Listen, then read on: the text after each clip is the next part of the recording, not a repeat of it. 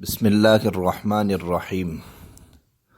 عن أبي هريرة رضي الله تعالى عنه أن رسول الله صلى الله عليه وسلم قال: كل أمتي يدخلون الجنة إلا من أبى.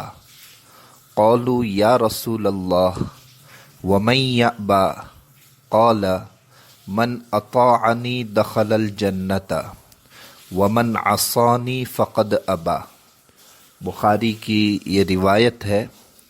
حضرت ابو ہریرہ رضی اللہ تعالی عنہ سے روایت منقول ہے کہ رسول اللہ صلی اللہ علیہ وسلم نے ارشاد فرمایا کہ میری تمام امت جنت میں جائے گی مگر جو انکار کرے۔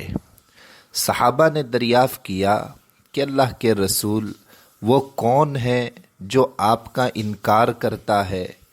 آپ نے جواب دیا: جس نے میری اطاعت کی وہ جنت میں داخل ہوا اور جس نے میری نافرمانی کی اس نے میرا انکار کیا۔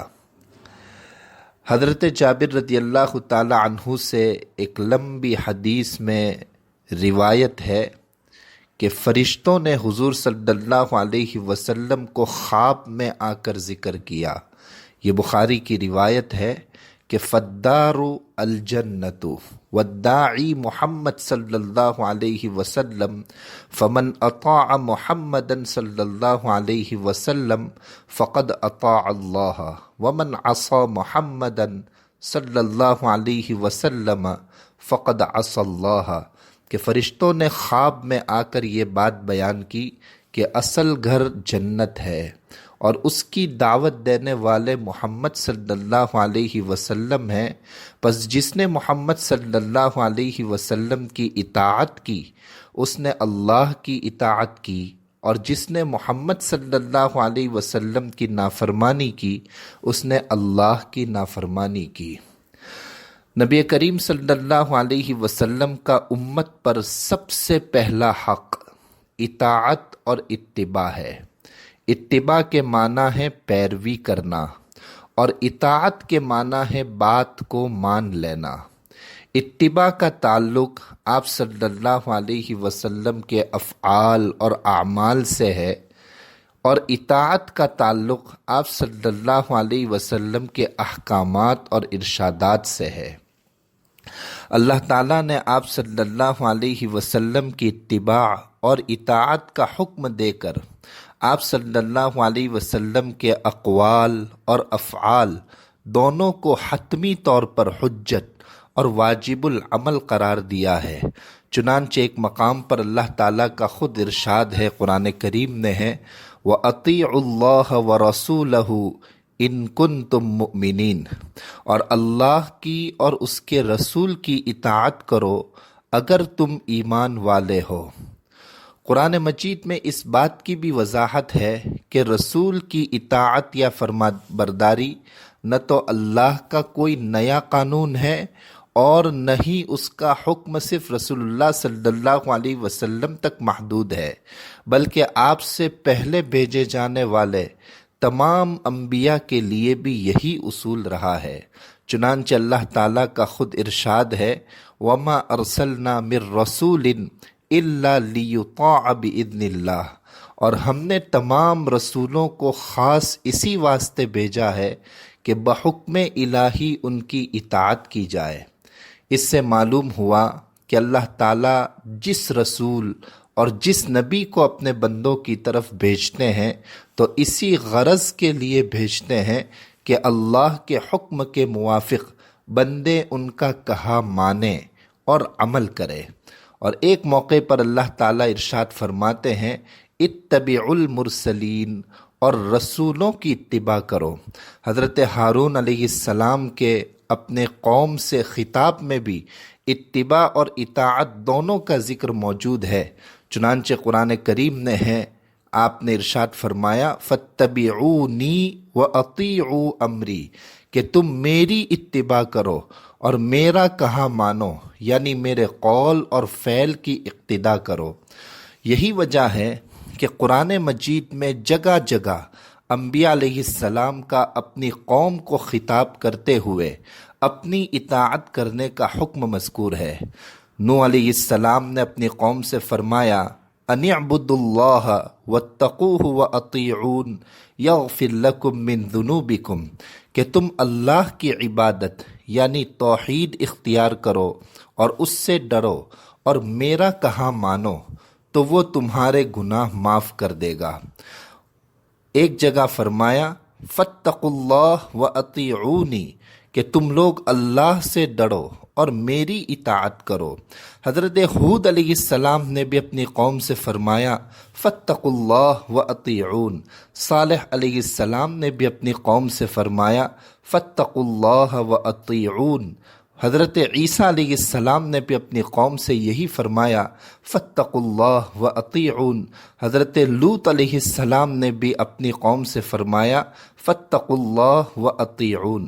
حضرت شعیب علیہ السلام نے بھی اپنی قوم سے فرمایا فاتقوا اللہ واطیعون، کہ تم اللہ تعالیٰ سے ڈرو اور میری اطاعت کرو۔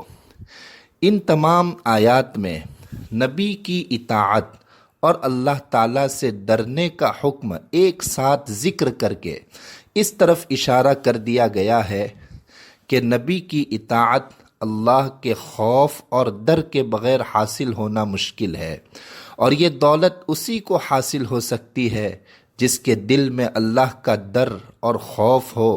پھر اسی پر اکتفا نہیں کیا گیا بلکہ اللہ اور اس کے رسول صلی اللہ علیہ وسلم کی اطاعت کا حکم ایک ساتھ ذکر کیا گیا ہے، جس سے یہ واضح کرنا مقصود ہے کہ اللہ کی اطاعت دراصل رسول کی اطاعت اور اتباع کے بغیر حاصل نہیں ہو سکتی، اور رسول اللہ صلی اللہ علیہ وسلم کی اطاعت دراصل اللہ ہی کی اطاعت ہے۔ چنانچہ ایک مقام پر قرآن کریم میں اللہ تبارک و تعالیٰ کا یہ ارشاد ہے کہ وَمَن يُطِعِ الرَّسُولَ فَقَدْ أَطَاعَ اللَّهَ، کہ جس شخص نے رسول کی اطاعت کی اس نے اللہ تعالیٰ کی اطاعت کی۔ اسی طرح ایک جگہ اللہ تعالیٰ نے فرمایا قُلْ أَطِيعُوا اللَّهَ وَالرَّسُولَ، کہ اے نبی آپ فرما دیجئے کہ تم اطاعت کرو اللہ کی اور اس کے رسول کی۔ اس کے علاوہ بھی بہت سی آیات میں اللہ اور رسول کی اطاعت کا حکم ایک ساتھ مذکور ہوا ہے۔ چنانچہ سورہ آل عمران میں اللہ تعالیٰ کا ارشاد ہے اطیعوا اللہ والرسول۔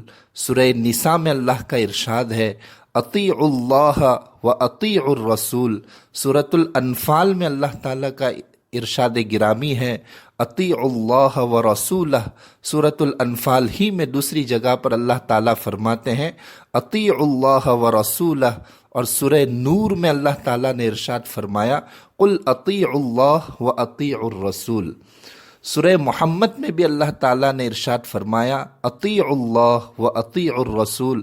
سورہ مجادلہ میں بھی فرمایا اطیعوا اللہ ورسولہ، اور سورہ تغابن میں بھی اللہ تعالیٰ نے ارشاد فرمایا اطیعوا اللہ واطیعوا الرسول۔ یہاں یہ بات قابل غور ہے کہ جب کبھی قرآن مجید میں اللہ تعالیٰ کی اطاعت کا ذکر آیا ہے تو اسی کے فوراً بعد رسول کی اطاعت کا بھی حکم آیا ہے، جس کا پورے قرآن میں التزام پایا جاتا ہے۔ پورے قرآن مجید میں کوئی ایک بھی آیت ایسی نہیں ہے جس میں اللہ کی اطاعت کا بیان ہو اور اس کے ساتھ فوراً ہی رسول کی اطاعت کا ذکر نہ کیا گیا ہو۔ اس قسم کی بہت سی آیات سے اللہ تعالیٰ اور اس کے رسول صلی اللہ علیہ وسلم کی اطاعت کا حکم اور اس کی اہمیت بالکل واضح ہے، اور اس سلسلے میں احادیث مبارکہ تو اتنی زیادہ ہے کہ جن کو شمار کرنا مشکل ہے۔ ایک مقام پر تو اللہ تعالیٰ نے واضح طور پر یہ فیصلہ فرما دیا کہ النبی اولا بالمؤمنین من انفسہم، کہ نبی مومنین کے ساتھ خود ان کے نفس سے بھی زیادہ تعلق رکھتے ہیں۔ مطلب یہ ہے کہ نبی صلی اللہ علیہ وسلم کا حق اطاعت تمام انسانوں میں سب سے زیادہ ہے۔ حضرت ابو ہریرہ رضی اللہ تعالی عنہ سے روایت ہے کہ نبی کریم صلی اللہ علیہ وسلم نے ارشاد فرمایا ما من مؤمن الا وانا اولى الناس به في الدنيا والآخرة اقرأوا ان شئتم النبی اولا بالمؤمنین من انفسهم، کہ کوئی مومن ایسا نہیں ہے کہ میں سب لوگوں میں دنیا اور آخرت کے اعتبار سے اس سے زیادہ تعلق نہ رکھتا ہوں۔ تم اگر چاہو تو یہ آیت پڑھ لو، النبی اولا بالمؤمنین من انفسہم، کہ نبی مومنین کے ساتھ خود ان کے نفس سے بھی زیادہ تعلق رکھتے ہیں۔ حضرت شیخ یونس جونپوری رحمۃ اللہ علیہ کا ایک ارشاد گرامی پڑھا کہ سن ہجری 1427 میں ڈینمارک کے ایک شخص نے ناموس رسالت مآب صلی اللہ علیہ وسلم کی توہین کی تھی۔ اس وقت حضرت شیخ یونس صاحب جونپوری رحمۃ اللہ علیہ نے فرمایا تھا کہ اس خبیث نے اتنی بڑی جرأت آخر کیسے کی؟ پھر آگے افسوس سے فرمایا کہ بات یہ ہے کہ ہم ہی اپنے نبی صلی اللہ علیہ وسلم سے دور ہو گئے ہیں اور ان کے طریقے کو چھوڑ دیا ہے۔ جب تک لوگ آپ صلی اللہ علیہ وسلم کے طریقے پر چلتے تھے تب تک غیر کو ایسی ہمت نہیں ہوتی تھی۔ آپ لوگ لوٹئے اور اپنے نبی صلی اللہ علیہ وسلم کا اتباع کیجئے۔ وہ جو کہہ گئے ہیں اس کو کر ڈالیے اور جو کر گئے ہیں اس کو بھی کر ڈالیے۔ یہ حضرت رحمۃ اللہ علیہ کے دل کی درد کی بات تھی۔